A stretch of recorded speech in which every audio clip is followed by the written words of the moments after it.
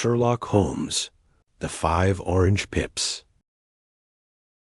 When I glance over my notes and records of the Sherlock Holmes cases between the years 82 and 90, I am faced by so many which present strange and interesting features that it is no easy matter to know which to choose and which to leave.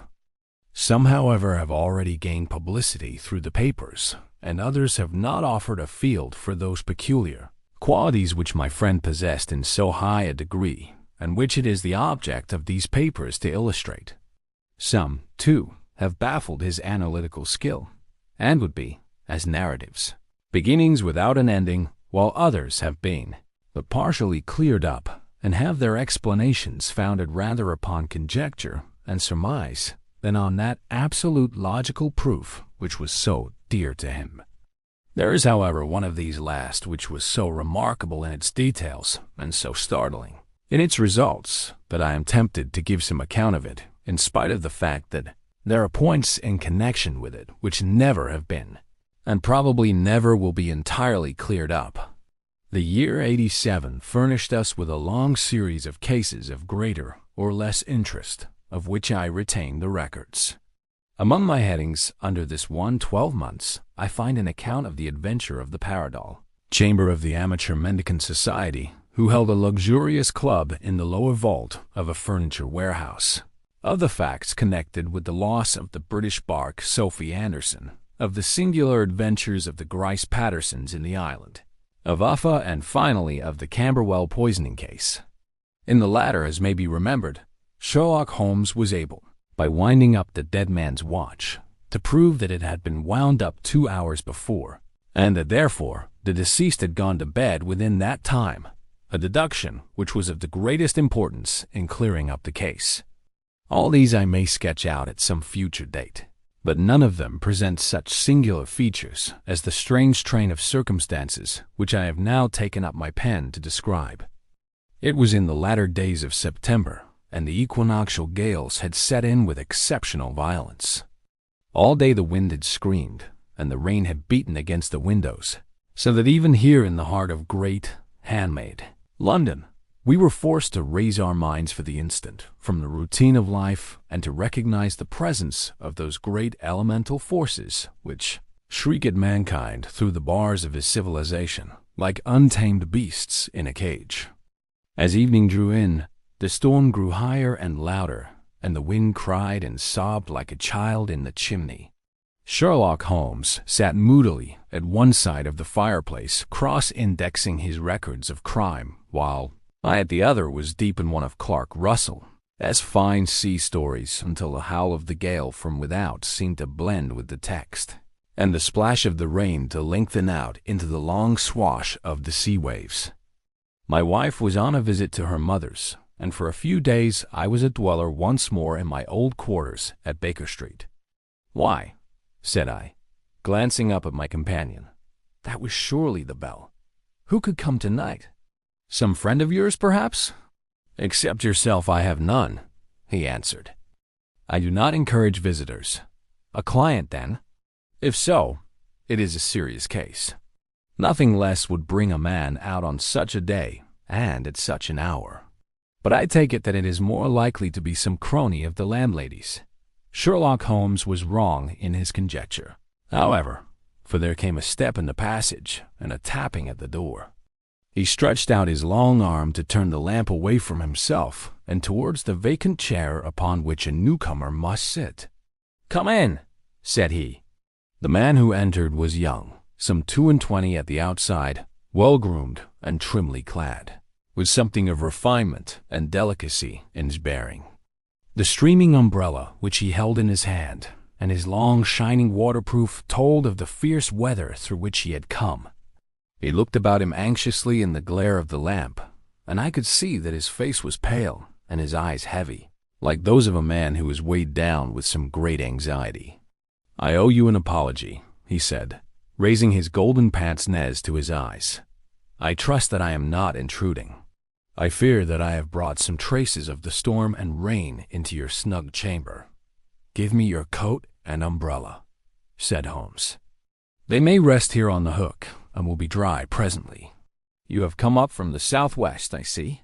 Yes, from Horsham. That clay and chalk mixture which I see upon your toe caps is quite distinctive. I have come for advice. That is easily got.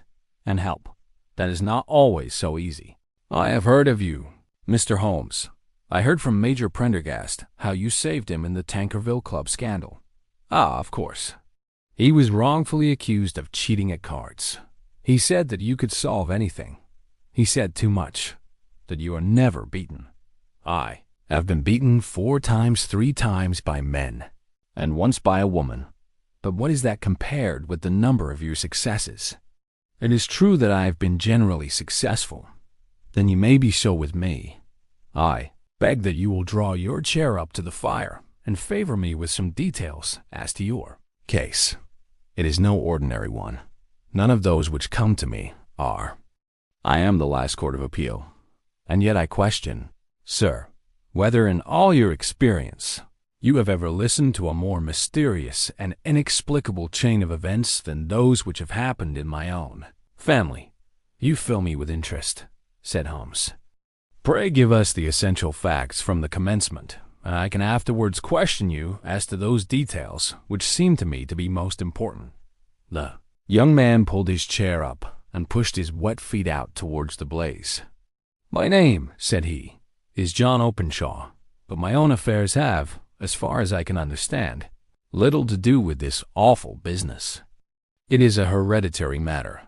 So in order to give you an idea of the facts, I must go back to the commencement of the affair.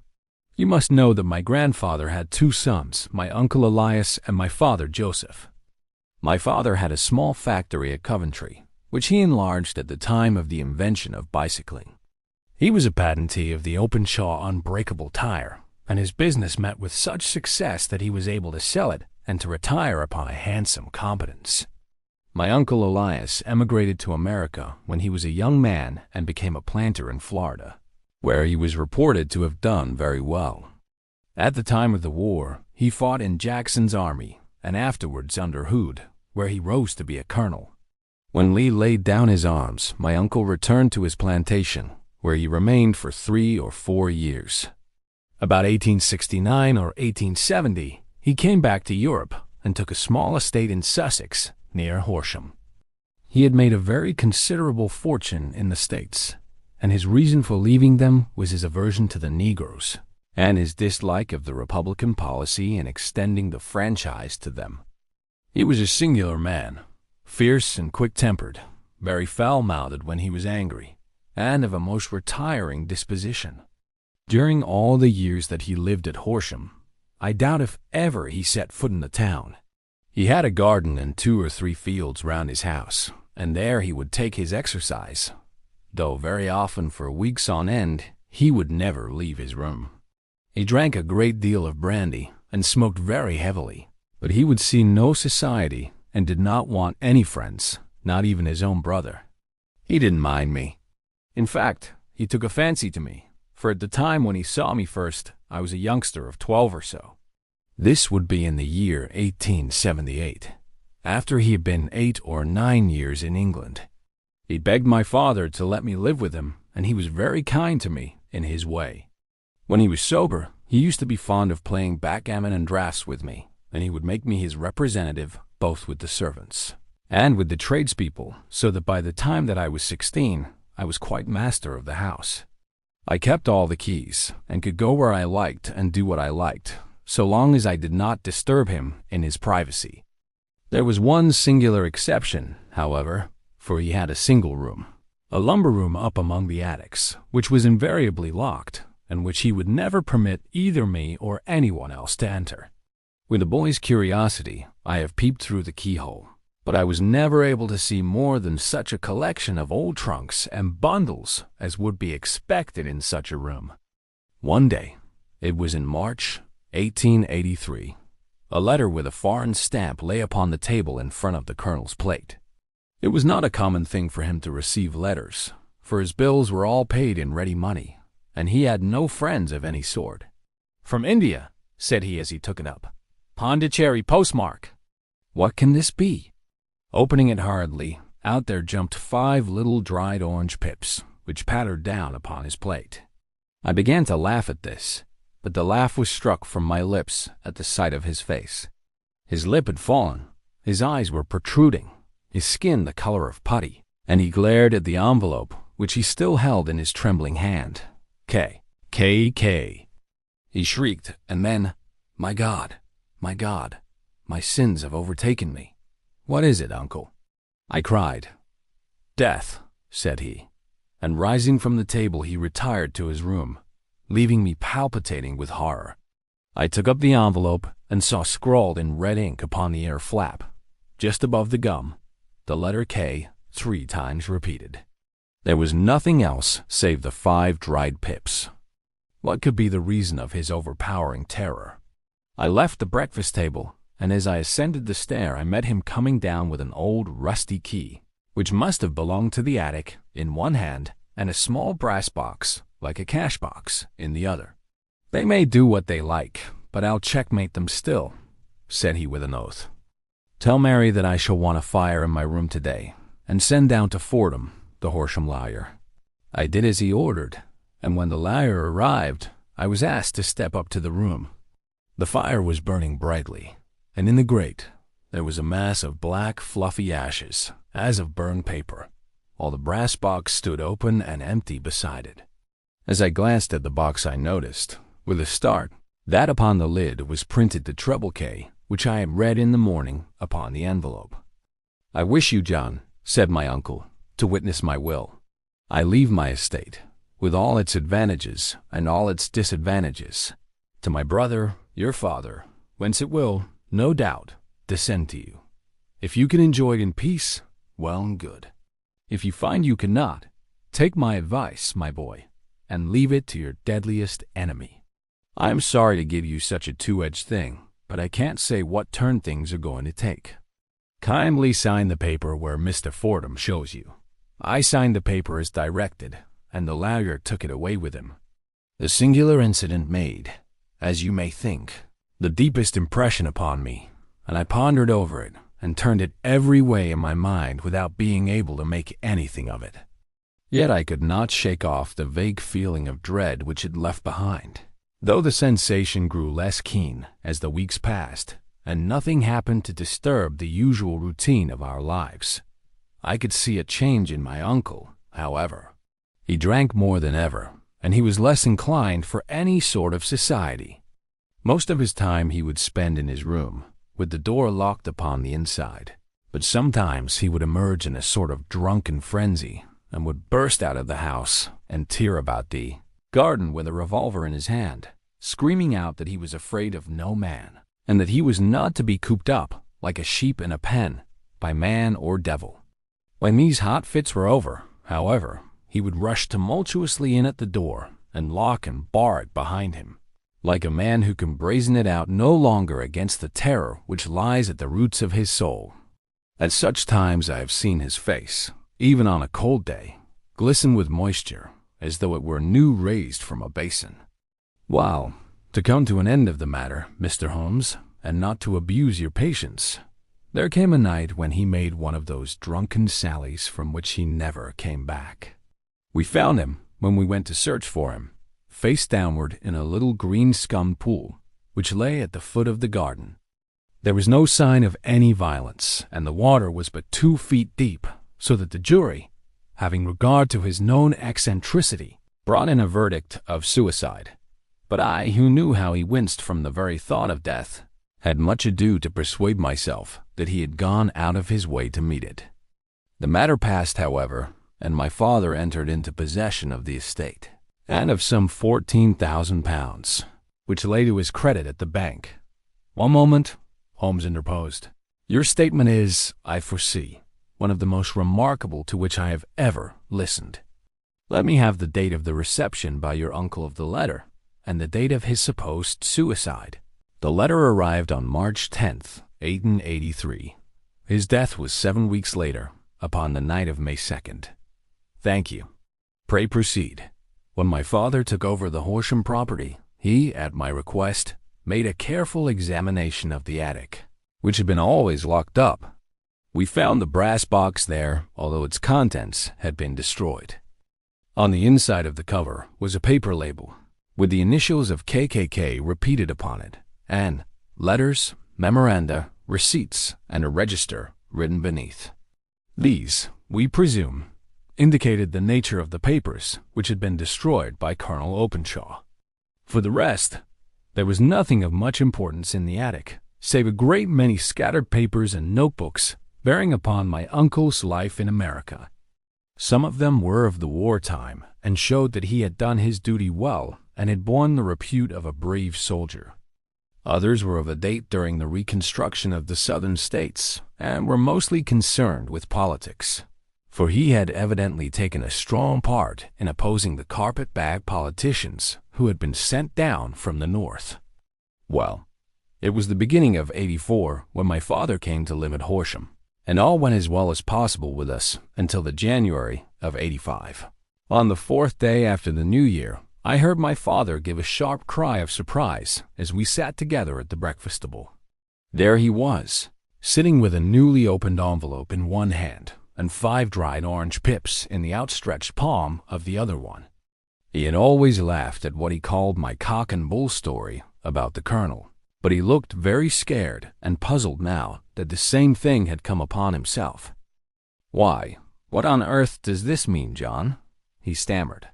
My heart had turned to lead. "It is KKK," said I. He looked inside the envelope. "So it is," he cried. "Here are the very letters. But what is this written above them?" "The papers on the sundial," I read, peeping over his shoulder. "What papers?" "What sundial?" he asked. "The sundial in the garden." "There is no other," said I. "But the papers must be those that are destroyed." "Pooh," said he, gripping hard at his courage. "We are in a civilized land here, and we can't have tomfoolery of this kind. Where does the thing come from?" "From Dundee," I answered, glancing at the postmark. "Some preposterous practical joke," said he. "What have I to do with sundials and papers? I shall take no notice of such nonsense. I should certainly speak to the police," I said, and be laughed at for my pains. "Nothing of the sort. Then let me do so?" "No, I forbid you." I won't have a fuss made about such nonsense. It was in vain to argue with him, for he was a very obstinate man. I went about, however, with a heart which was full of forebodings. On the 3rd day after the coming of the letter, my father went from home to visit an old friend of his, Major Freebody, who was in command of one of the forts upon Portsdown Hill. I was glad that he should go, for it seemed to me that he was farther from danger when he was away from home. In that, however, I was in error. Upon the 2nd day of his absence, I received a telegram from the Major, imploring me to come at once. My father had fallen over one of the deep chalk pits which abound in the neighborhood, and was lying senseless, with a shattered skull. I hurried to him, but he passed away without having ever recovered his consciousness. He had, as it appears, been returning from Ferrame in the twilight, and as the country was unknown to him and the chalk pit unfenced, the jury had no hesitation in bringing in a verdict of death from accidental causes. Carefully as I examined every fact connected with his death, I was unable to find anything which could suggest the idea of murder. There were no signs of violence, no footmarks, no robbery, no record of strangers having been seen upon the roads. And yet I need not tell you that my mind was far from at ease, and that I was well nigh certain that some foul plot had been woven round him. In this sinister way I came into my inheritance. You will ask me why I did not dispose of it. I answer, because I was well convinced that our troubles were in some way dependent upon an incident in my uncle's life, and that the danger would be as pressing in one house as in another. It was in January '85 that my poor father met his end, and 2 years and 8 months have elapsed since then. During that time I have lived happily at Horsham, and I had begun to hope that this curse had passed away from the family, and that it had ended with the last generation. I had begun to take comfort too soon, however. Yesterday morning the blow fell in the very shape in which it had come upon my father. The young man took from his waistcoat a crumpled envelope, and turning to the table he shook out upon it 5 little dried orange pips. This is the envelope," he continued. "The postmark is London Eastern Division. Within are the very words which were upon my father's last message, KKK. And then put the papers on the sundial." "What have you done?" asked Holmes. "Nothing, nothing." To tell the truth, he sank his face into his thin, white hands. I have felt helpless. I have felt like one of those poor rabbits when the snake is writhing towards it.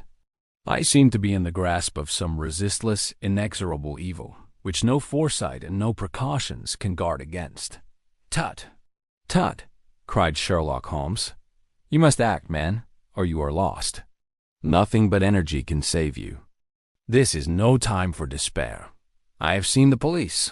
Ah! But they listened to my story with a smile. I am convinced that the inspector has formed the opinion that the letters are all practical jokes and that the deaths of my relations were really accidents, as the jury stated, and were not to be connected with the warnings." Holmes shook his clenched hands in the air. "Incredible imbecility!" he cried. "They have, however, allowed me a policeman who may remain in the house with me. Has he come with you tonight?" "No. His orders were to stay in the house." Again Holmes raved in the air. "Why did you come to me?" he cried. "And above all, why did you not come at once?" "I did not know. It was only today that I spoke to Major Prendergast about my troubles, and was advised by him to come to you. It is really 2 days since you had the letter. We should have acted before this. You have no further evidence, I suppose, than that which you have placed before us, no suggestive detail which might help us." "There is one thing," said John Openshaw. He rummaged in his coat pocket, and, drawing out a piece of discolored, blue-tinted paper, he laid it out upon the table. "I have some remembrance," said he, "that on the day when my uncle burned the papers, I observed that the small unburned margins which lay amid the ashes were of this particular color. I found this single sheet upon the floor of his room, and I am inclined to think that it may be one of the papers which has perhaps fluttered out from among the others, and in that way has escaped destruction. Beyond the mention of pips, I do not see that it helps us much. I think myself that it is a page from some private diary. The writing is undoubtedly my uncle's." Holmes moved the lamp, and we both bent over the sheet of paper, which showed by its ragged edge that it had indeed been torn from a book. It was headed, "March, 1869, and beneath were the following enigmatical notices. 4th. Hudson came. Same old platform. 7th. Set the pips on Macaulay, Pamore, and John Swain, of St. Augustine. 9th. Macaulay cleared. 10th. John Swain cleared. 12th. Visited Pamore. All well. Thank you," said Holmes, folding up the paper and returning it to our visitor. "And now you must on no account lose another instant. We cannot spare time even to discuss what you have told me. You must get home instantly and act. What shall I do?" "There is but one thing to do. It must be done at once. You must put this piece of paper which you have shown us into the brass box which you have described. You must also put in a note to say that all the other papers were burned by your uncle, and that this is the only one which remains. You must assert that in such words as will carry conviction with them. Having done this, you must at once put the box out upon the sundial as directed. Do you understand?" "Entirely. Do not think of revenge or anything of the sort at present. I think that we may gain that by means of the law. But we have our web to weave, while theirs is already woven. The first consideration is to remove the pressing danger which threatens you. The second is to clear up the mystery and to punish the guilty parties." "I thank you," said the young man, rising and pulling on his overcoat. "You have given me fresh life and hope. I shall certainly do as you advise. Do not lose an instant. And above all, take care of yourself in the meanwhile, for I do not think that there can be a doubt that you are threatened by a very real and imminent danger. How do you go back?" "By train from Waterloo. It is not yet 9. The streets will be crowded, so I trust that you may be in safety. And yet you cannot guard yourself too closely. I am armed, That is well. Tomorrow I shall set to work upon your case. I shall see you at Horsham then. No, your secret lies in London. It is there that I shall seek it. Then I shall call upon you in a day, or in 2 days, with news as to the box and the papers. I shall take your advice in every particular. He shook hands with us and took his leave. Outside the wind still screamed, and the rain splashed and pattered against the windows.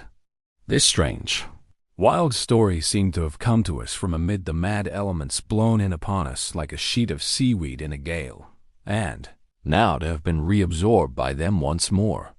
Sherlock Holmes sat for some time in silence, with his head sunk forward and his eyes bent upon the red glow of the fire. Then he lit his pipe, and leaning back in his chair, he watched the blue smoke rings as they chased each other up to the ceiling. "I think, Watson," he remarked at last, "that of all our cases we have had none more fantastic than this, save perhaps the sign of 4. Well, yes, save perhaps that. And yet this John Openshaw seems to me to be walking amid even greater perils than did the Sholtos." "But have you," I asked, "formed any definite conception as to what these perils are?" "There can be no question as to their nature," he answered. "Then what are they? Who is this KKK, and why does he pursue this unhappy family?" Sherlock Holmes closed his eyes and placed his elbows upon the arms of his chair, with his fingertips together. "The ideal reasoner," he remarked, "would, when he had once been shown a single fact in all its bearings, deduce from it not only all the chain of events which led up to it, but also all the results which would follow from it. As Cuvier could correctly describe a whole animal by the contemplation of a single bone, so the observer, who has thoroughly understood one link in a series of incidents, should be able to accurately state all the other ones, both before and after. We have not yet grasped the results which the reason alone can attain to. Problems may be solved in the study which have baffled all those who have sought a solution by the aid of their senses. To carry the art, however, to its highest pitch, it is necessary that the reasoner should be able to utilize all the facts which have come to his knowledge. And this in itself implies, as you will readily see, a possession of all knowledge, which even in these days of free education and encyclopedias is a somewhat rare accomplishment. It is not so impossible, however, that a man should possess all knowledge which is likely to be useful to him in his work, and this I have endeavored in my case to do. If I remember rightly, you on one occasion, in the early days of our friendship, defined my limits in a very precise fashion. "Yes," I answered, laughing. "It was a singular document. Philosophy, astronomy, and politics were marked at 0, I remember. Botany variable, geology profound as regards the mud stains from any region within 50 miles of town, chemistry eccentric, anatomy unsystematic, sensational literature and crime records unique, violin player, boxer, swordsman, lawyer, and self-poisoner by cocaine and tobacco. Those, I think, were the main points of my analysis." Holmes grinned at the last item. "Well," he said, "I say now, as I said then, that a man should keep his little brain attic stocked with all the furniture that he is likely to use, and the rest he can put away in the lumber room of his library, where he can get it if he wants it. Now, for such a case as the one which has been submitted to us tonight, we need certainly to muster all our resources. Kindly hand me down the letter K of the American Encyclopedia, which stands upon the shelf beside you. Thank you. Now let us consider the situation and see what may be deduced from it. In the first place, we may start with a strong presumption that Colonel Openshaw had some very strong reason for leaving America. Men at his time of life do not change all their habits and exchange willingly the charming climate of Florida for the lonely life of an English provincial town. His extreme love of solitude in England suggests the idea that he was in fear of someone or something. So we may assume as a working hypothesis that it was fear of someone or something which drove him from America. As to what it was he feared, we can only deduce that by considering the formidable letters which were received by himself and his successors. Did you remark the postmarks of those letters? The first was from Pondicherry, the second from Dundee, and the third from London. From East London. What do you deduce from that? They are all seaports. That the writer was on board of a ship. Excellent. We have already a clue. There can be no doubt that the strong probability, is that the writer was on board of a ship. And now, let us consider another point. In the case of Pondicherry, 7 weeks elapsed between the threat and its fulfillment. In Dundee, it was only some 3 or 4 days. Does that suggest anything? A greater distance to travel, but the letter had also a greater distance to come. Then I do not see the point. There is at least a presumption that the vessel in which the man or men are is a sailing ship. It looks as if they always send their singular warning or token before them when starting upon their mission. You see how quickly the deed followed the sign when it came from Dundee. If they had come from Pondicherry in a steamer, they would have arrived almost as soon as their letter. But, as a matter of fact, 7 weeks elapsed. I think that those 7 weeks represented the difference between the mailboat, which brought the letter, and the sailing vessel, which brought the writer. It is possible. More than that, it is probable. And now you see the deadly urgency of this new case, and why I urged young Openshaw to caution. The blow has always fallen at the end of the time which it would take the senders to travel the distance. But this one comes from London, and therefore we cannot count upon delay. Good God! I cried. What can it mean, this relentless persecution? The papers which Openshaw carried are obviously of vital importance to the person or persons in the sailing ship. I think that it is quite clear that there must be more than one of them. A single man could not have carried out 2 deaths in such a way as to deceive a coroner's jury. There must have been several in it, and they must have been men of resource and determination. Their papers they mean to have, be the holder of them who it may. In this way, you see, KKK ceases to be the initials of an individual and becomes the badge of a society. But of what society? Have you never, said Sherlock Holmes, bending forward and sinking his voice, have you never heard of the Ku Klux Klan? I never have. Holmes turned over the leaves of the book upon his knee. Here it is, said he presently. Ku Klux Klan, a name derived from the fanciful resemblance to the sound produced by cocking a rifle. This terrible secret society was formed by some ex-Confederate soldiers in the southern states after the Civil War, and it rapidly formed local branches in different parts of the country, notably in Tennessee, Louisiana, the Carolinas, Georgia, and Florida. Its power was used for political purposes, principally for the terrorizing of the Negro voters and the murdering and driving from the country of those who were opposed to its views. Its outrages were usually preceded by a warning sent to the marked man in some fantastic but generally recognized shape, a sprig of oak leaves in some parts, melon seeds or orange pips in others. On receiving this, the victim might either openly abjure his former ways or might fly from the country. If he braved the matter out, death would unfailingly come upon him, and usually in some strange and unforeseen manner. So perfect was the organization of the society, and so systematic its methods, that there is hardly a case upon record where any man succeeded in braving it with impunity, or in which any of its outrages were traced home to the perpetrators. For some years the organization flourished in spite of the efforts of the United States government and of the better classes of the community in the South. Eventually, in the year 1869, the movement rather suddenly collapsed, although there have been sporadic outbreaks of the same sort since that date. You will observe, said Holmes, laying down the volume, that the sudden breaking up of the society was coincident with the disappearance of Openshaw from America with their papers. It may well have been cause and effect. It is no wonder that he and his family have some of the more implacable spirits upon their track. You can understand that this register and diary may implicate some of the first men in the South, and that there may be many who will not sleep easy at night until it is recovered. Then the page we have seen is such as we might expect.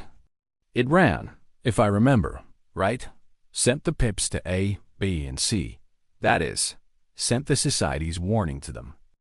Then, there are successive entries that A and B cleared or left the country, and finally, that C was visited with, I fear, a sinister result for C.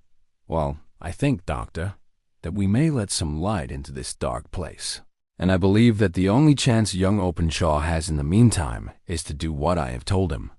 There is nothing more to be said or to be done tonight, so hand me over my violin and let us try to forget for half an hour the miserable weather and the still more miserable ways of our fellow men. It had cleared in the morning, and the sun was shining with a subdued brightness through the dim veil which hangs over the great city. Sherlock Holmes was already at breakfast when I came down. "You will excuse me for not waiting for you," said he. "I have, I foresee, a very busy day before me in looking into this case of young Openshaw's. What steps will you take?" I asked. "It will very much depend upon the results of my first inquiries. I may have to go down to Horsham, after all. You will not go there first?" "No, I shall commence with the city. Just ring the bell, and the maid will bring up your coffee." As I waited, I lifted the unopened newspaper from the table and glanced my eye over it. It rested upon a heading which sent a chill to my heart. "Holmes," I cried, "you are too late." "Ah," said he, laying down his cup. I feared as much. How was it done? He spoke calmly, but I could see that he was deeply moved. My eye caught the name of Openshaw, and the heading "Tragedy near Waterloo Bridge." Here is the account.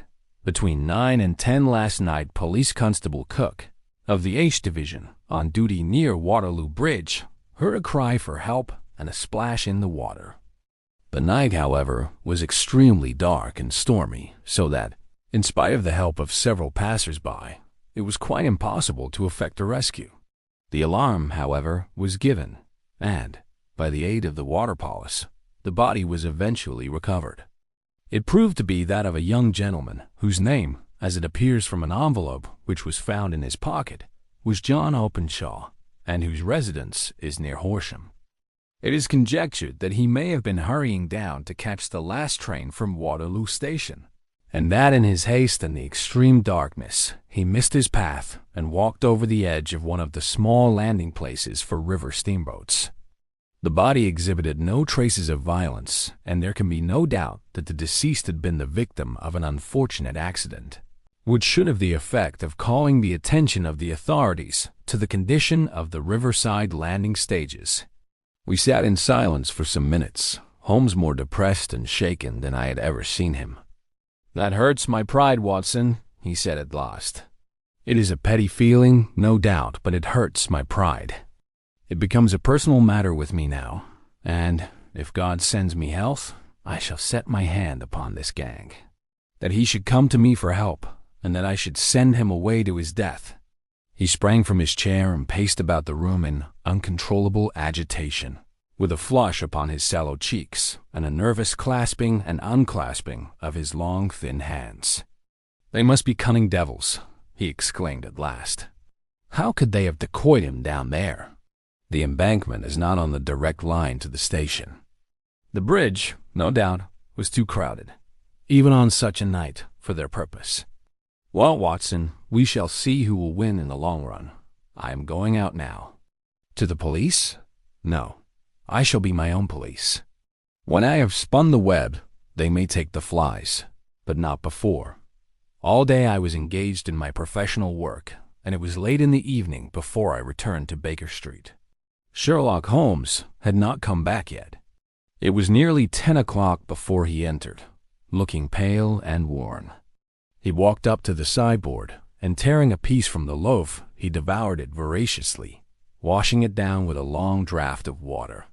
"You are hungry," I remarked. "Starving." It had escaped my memory. I have had nothing since breakfast. "Nothing?" "Not a bite." I had no time to think of it. "And how have you succeeded?" "Well, you have a clue?" "I have them in the hollow of my hand. Young Openshaw shall not long remain unavenged. Why, Watson, let us put their own devilish trademark upon them." "It is well thought of. What do you mean?" He took an orange from the cupboard and tearing it to pieces, he squeezed out the pips upon the table. Of these he took 5 and thrust them into an envelope. On the inside of the flap he wrote S.H. for J.O. Then he sealed it and addressed it to Captain James Calhoun, Bark Lone Star, Savannah, Georgia. That will await him when he enters port, said he, chuckling. It may give him a sleepless night. He will find it as sure a precursor of his fate as Openshaw did before him. And who is this Captain Calhoun? The leader of the gang. I shall have the others. But he first. How did you trace it, then? He took a large sheet of paper from his pocket, all covered with dates and names. I have spent the whole day, said he, over Lloyd's registers and files of the old papers, following the future career of every vessel which touched at Pondicherry in January and February in '83. There were 36 ships of fair tonnage which were reported there during those months. Of these, one, the Lone Star, instantly attracted my attention, since, although it was reported as having cleared from London, the name is that which is given to one of the states of the Union. Texas, I think. I was not and am not sure which. But I knew that the ship must have an American origin. What then? I searched the Dundee records, and when I found that the Bark Lone Star was there in January '85, my suspicion became a certainty. I then inquired as to the vessels which lay at present in the port of London. Yes, the Lone Star had arrived here last week. I went down to the Albert Dock and found that she had been taken down the river by the early tide this morning, homeward bound to Savannah. I wired to Gravesend and learned that she had passed some time ago, and as the wind is easterly, I have no doubt that she is now past the Goodwins and not very far from the Isle of Wight. What will you do then? Oh, I have my hand upon him. He and the 2 mates are, as I learn, the only native-born Americans in the ship. The others are Finns and Germans. I know, also, that they were all 3 away from the ship last night. I had it from the stevedore, who's been loading their cargo. By the time that their sailing ship reaches Savannah, the mailboat will have carried this letter, and the cable will have informed the police of Savannah that these 3 gentlemen are badly wanted here upon a charge of murder. There is ever a flaw, however, in the best laid of human plans, and the murderers of John Openshaw were never to receive the orange pips which would show them that another as cunning and as resolute as themselves was upon their track. Very long and very severe were the equinoctial gales that year. We waited long for news of the Lone Star of Savannah, but none ever reached us.